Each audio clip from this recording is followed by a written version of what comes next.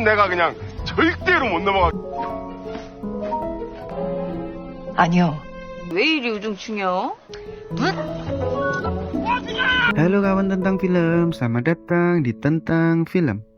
Terima kasih sudah memilih video ini. Kali ini saya akan membawakan film drakor yang berjudul 100 Days My Prince. Tidak lupa saya mengingatkan sebelumnya untuk like dan subscribe channel ini. Film ini meneruskan dari episode sebelumnya. Jika belum menonton episode 1-3, silakan nonton dulu. Film ini menceritakan tentang seorang putra mahkota yang kehilangan ingatan dan menikahi perempuan lajang tertua di Joseon. Sebelumnya saya mengingatkan kalau konten ini mengandung spoiler. Oke, tanpa berlama-lama lagi langsung saja ke filmnya.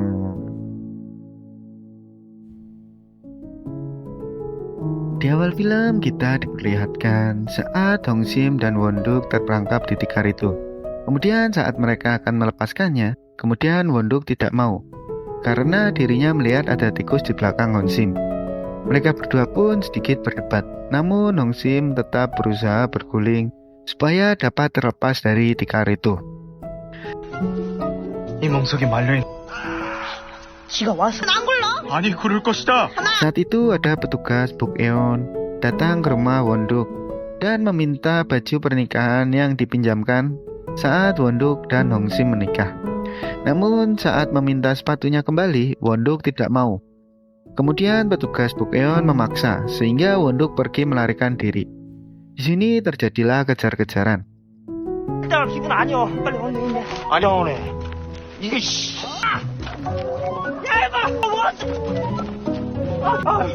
기억도 없고 어이도. Saat itu Won-duk sangat kelaparan dan dirinya kemudian membeli makanan di kedai itu. Setelah Won-duk menghabiskan makanannya, dirinya melihat seorang pelanggan mengedipkan matanya kemudian pergi. Lalu Won-duk juga melakukan hal tersebut sampai 2 kali. Dikira Won-duk itu adalah bayaran untuk makanannya. Namun pelayan tetap menyuruhnya membayar. 허기가 좀 먹기는 했다만 그냥 가면 어쩌?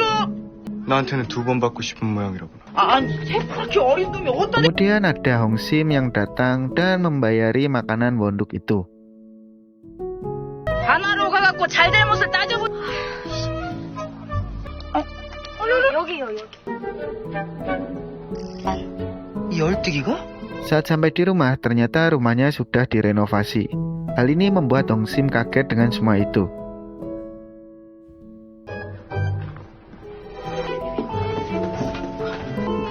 혁치가 성에 차지 않는다면 돈이 어디서 나서?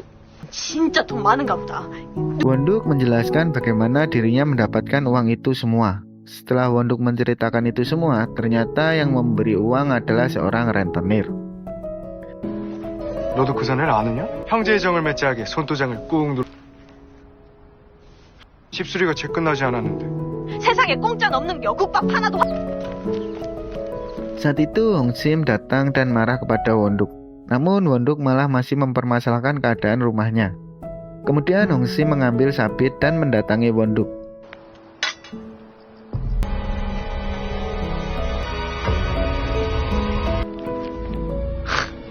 Tetapi Hong Sim akan mengakhiri pernikahannya dengan Won-duk. Di sini ayah Hong Sim menghalangi Hong Sim untuk menceraikan Won-duk. 아버지가 왜? 꼬문 갈라서 딱 걸렸어. Kemudian Hong Sim ngobrol berdua dengan Won-duk. 만 샀어. 그 때문에 돕긴 군역 전? 군역 후? 그걸 아니 자가 답답하긴 하다만 Saat itu Hong Sim membuka agen solusi. Dirinya membuka jasa itu untuk membayar semua utang yang sudah Won-duk pinjam dari rentenir. 직종이라는 것이 있잖여. 더럽게 시키고 싶은 일? 아니 그래서 에이, 내가 안 하지. 난 그 서른냥 빚지기 전에 너도 나한테 돈. Saat itu ada orang yang datang untuk meminta bantuan dan Hong Sim meminta bayarannya.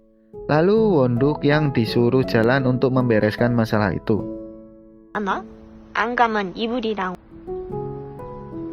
Setelah beberapa saat, Won-duk datang dan bilang jika dirinya tidak dapat menyelesaikan permasalahan itu. Kemudian Won-duk bilang kepada Hong Sim jika harus menanyakan apa pekerjaannya dulu.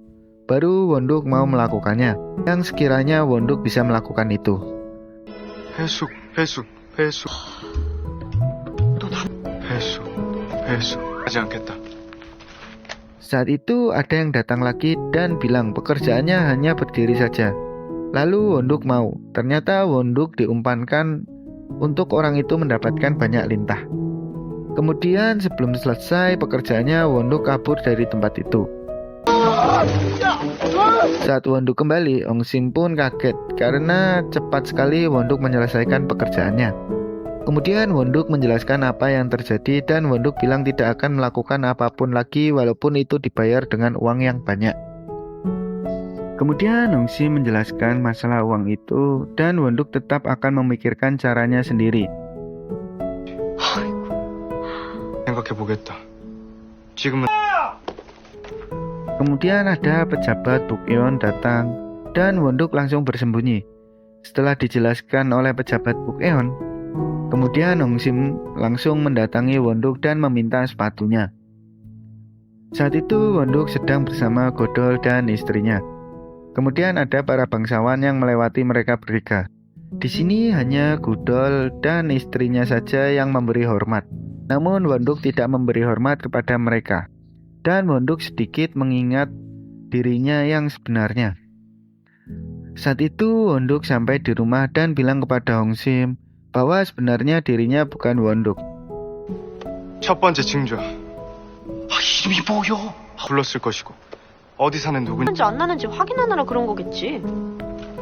봐라. Kemudian Wonduk menjelaskan alasan-alasannya kepada Ong Sim.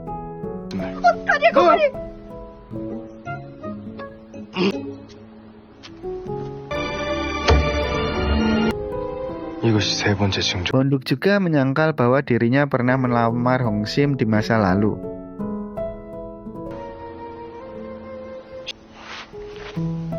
일을 하지 않겠다. 내가 난 또 뭐라고. 일하기 싫어. Kemudian Ong Sim menjelaskan beberapa kepada Wonduk. 나 혼인만 해주면 날 위해서 못. 왜 너에게 그런 약조를 했어? Tetapi Wonduk hanya diam saja dan Ong Sim tetap menjelaskan kepada Wonduk. 그러면 난 어떻게는 지켜야지. 사내니까. Saat pagi tiba, Ong Sim sedang mengasah senjatanya. Kemudian Wonduk keluar dari kamar. Kemudian Wonduk menanyakan semua baju-bajunya dengan sedikit kesal. Kemudian Ong Sim menyuruh Wonduk mengikuti Godol untuk mendapatkan uang. Namun Wonduk menolaknya. Dan Ong Sim dengan sedikit mengancam. Kemudian Wonduk mau jalan dengan Godol untuk mendapatkan uang. Ternyata mereka mengantarkan air ke tempat campnya Chaeon. 물시계 정겨봐. 어디서 거짓부렁이니? 조용히 하고. Kemudian saat itu Wonduk sedikit mengingat siapa dirinya sebenarnya. Lalu Wonduk pun sedikit sakit kepalanya dan terjatuh. Saat itu Ong Sim pulang ke rumah dan memarahi Wonduk dan mengatakan kalau tidak menyukai dengan putra mahkota yang membuat dirinya harus menikah dengan Wonduk. Kemudian Wonduk bilang jika kata Ong Sim dirinya menunggu Wonduk. Lalu Ong Sim berkata untuk melupakannya saja, karena Wonduk juga tidak mengingat apa-apa. Namun Wonduk cepat menyegah Ong Sim yang akan pergi dan meminta bantuan kepada Ong Sim. Dan kemudian Wonduk pun jatuh di pelukan Ong Sim.